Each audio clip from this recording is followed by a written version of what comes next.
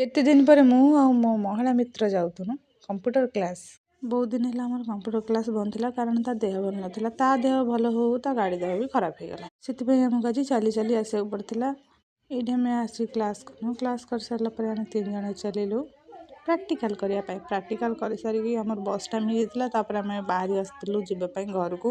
Bus ଷ୍ଟାଣ୍ଡରୁ ପ୍ରାୟତଃ 2-3 kilometre. ତାପରେ ଆମେ ଚାଲି ଚାଲି ପହଞ୍ଚିଗଲୁ। ସୂର୍ଯ୍ୟ ଯେମିତି ଆଜି ଯେଉଁ ଖରା କରୁଥାନ୍ତି, ହେ ଭଗବାନ। ଏଇଠି ଆମେ ଆସି ବସ୍ ଷ୍ଟାଣ୍ଡରେ ପହଞ୍ଚି ଯାଇକିନି ବସ୍କୁ ଅପେକ୍ଷା କଲୁ। ତାପରେ କିଛି ସମୟରେ ବସ୍ ଆସିଲା। ତାପରେ ଆମେ ଚାଲିଲୁ ଘରକୁ।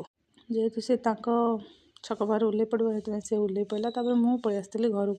ଭୋକ ଲାଗିଲା, ତାପରେ ମୁଁ ଆସିକି 2ଟା ଭାତ ଖାଇଥିଲି। ଭାତ ଖାଇ ଦେଇ ସାରିଲା ପରେ ମୁଁ ଟିକେ ରେଷ୍ଟ ନେଇ ପୁଣି ଚାଲିଲି ଗାଧୋଇବା ପାଇଁ। ଗାଧୋଇ ଆସି ମୁଁ ପୁଣି ଭାତ ଖାଇଲି।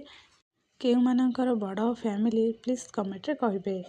ତାପରେ ଆମେ ଚାଲୁ ଖାଇସାରିକି କ'ଣ କରିବା ପାଇଁ, ଟିକେ ମଜାମସ୍ତି କରିବା ପାଇଁ ଆଉ ଟ୍ୟୁସନ୍ ଛୁଆ ଆସି ଯାଇଥିଲେ। ତାପରେ ମୁଁ ଟ୍ୟୁସନ୍ କରିଦେଇ ସାରିକି ସନ୍ଧ୍ୟା ହେଇଯାଇଥିଲା। ତାପରେ ଭାଇ ଭଉଣୀ 4 ଜଣ ଆମେ 20 ଏଇଠି ବସିକିନି କଥା ହେଉଥିଲୁ।